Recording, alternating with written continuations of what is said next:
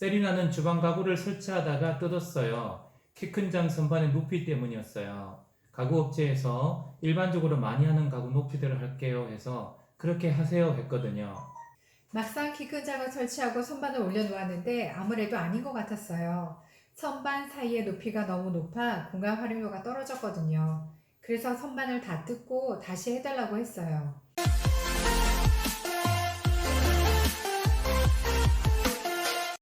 안녕하세요, 세리나입니다. 안녕하세요, 세리나입니다. 오늘은 저희 집 키 큰 장의 내부를 보여드릴게요. 저희 집 키 큰 장의 내부는 이렇게 생겼어요. 여기가 오븐이 들어가는 자리고요. 오븐 위쪽은 전자레인지 자리예요. 그 위에 선반에는 계량 저울이랑 주로 빵을 만들 때 쓰는 도구들을 보관하는 선반이에요. 오븐 아래쪽에는 밥솥장을 얹을 레일 선반이 있고 그 아래에는 잘 사용하지 않는 접시들을 넣을 선반이 하나 있어요. 어찌하다 보니 오븐이 키 큰 장의 중심이 되었어요. 오븐을 중심으로 왼쪽 위쪽은 플라스틱류랑 자주 쓰는 그릇들을 넣었고요.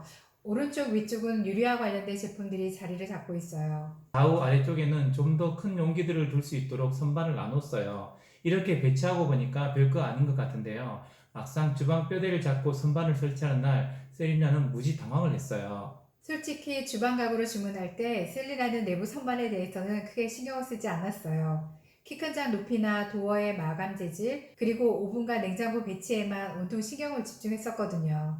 선반은 가구업체에서 알아서 하겠지 하는 마음이었나 봐요. 가구업체에서는 선반의 개수도 정하고 높이도 정해서 왔더라고요. 가구를 설치하고 선반을 올려놓고 보는데 이건 아니다 싶었어요. 선반의 칸과 칸 사이가 너무 넓었거든요. 키 큰 장 안에 너무 여유있게 선반을 올려놓은 거예요. 보는 순간 이것은 세리나의 그릇과 주방 용기들과 맞지 않는다는 생각을 알았어요. 세리나는 이미 설치한 선반을 다 내려달라고 요청했어요.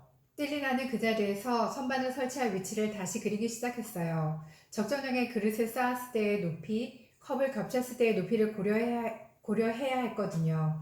그래서 키가 큰 녀석들이 들어가는 아래쪽 선반을 그대로 두고 작은 그릇들과 도구들이 들어갈 윗칸은 선반 높이 조정을 부탁했어요. 시공하시는 분이 세리나가 높이를 정해 다시 그린 도면을 보시더니 처음에는 난감해 하시더라고요. 하지만 세리나가 쓸 장인데 세리나에게 실용적이어야 하잖아요. 시공하시는 분들이 처음에는 시큰둥했지만 결국은 세리나가 원하는 대로 선반을 만들어 주셨어요. 사실 주방 키 큰 장 안을 가장 효율적으로 쓰려면 시스템 하드웨어를 쓰면 돼요.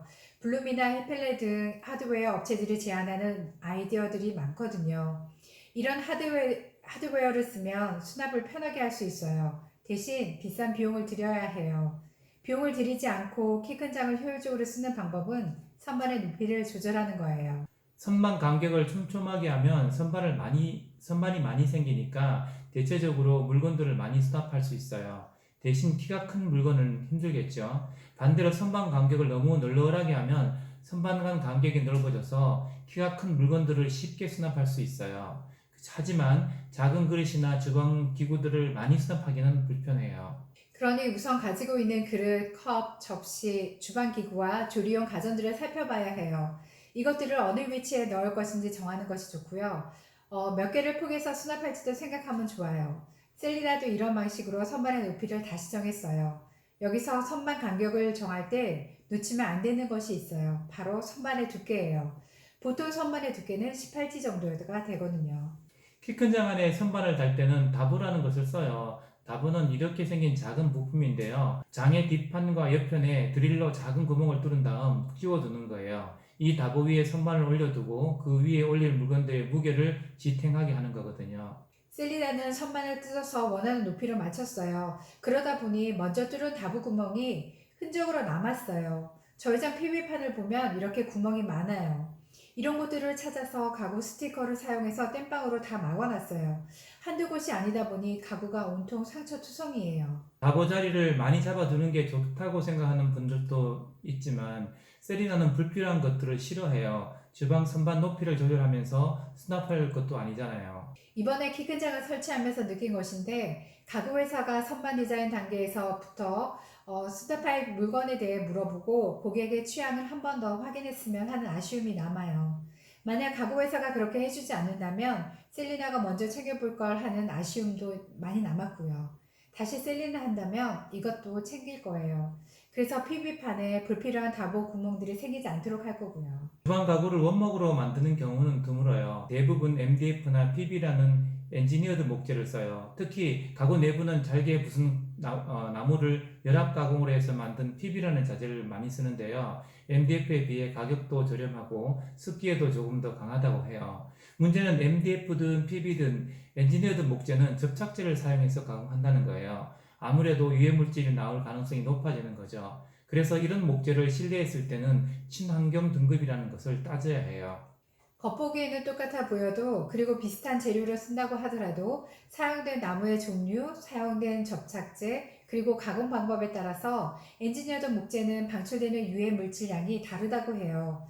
친환경 등급을 정할 때는 프롬알데히드 방출량을 기준으로 하는데요. 프롬알데히드 농도에 따른 인체 영향은 다음과 같아요.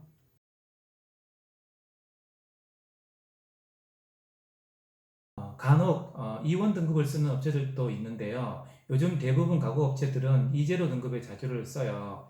E1 등급을 사용해도 우리나라에서는 법적으로 아무런 문제가 없다고 해요.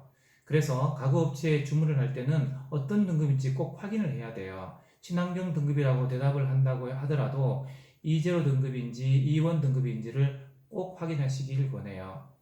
오늘도 셀리나 영상을 시청해 주셔서 감사합니다.